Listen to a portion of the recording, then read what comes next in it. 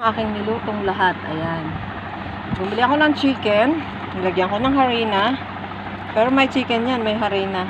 Yan. Niluto ko yan. Kanina bumili ako. Tapos ito yung gulay ko. Ayan. Ito yung paksiw ko. Tinuyuan ko. Tuyo. Kasi gusto ko kainin niya ng tuyo. Salad lang kasi. Ayan kasi ano yun. Ayan siya. Ito naman yung prito. Fried. Nalis ko yung ulo. Ito naman yung aking niluto na chicken din. At ito yung niluto ko kanina, yung may harina, yung may yung sprouts, munggo sprouts, ayan. Tapos ito yung, sana kasama yan dyan sa munggo sprouts na yan eh. Tapos nakalimutan ko, kaya ang ginawa ko, pinarito ko na lang siya.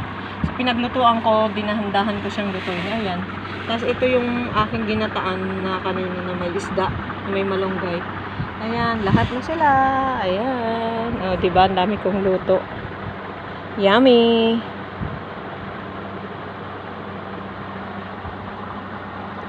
Ayan siya.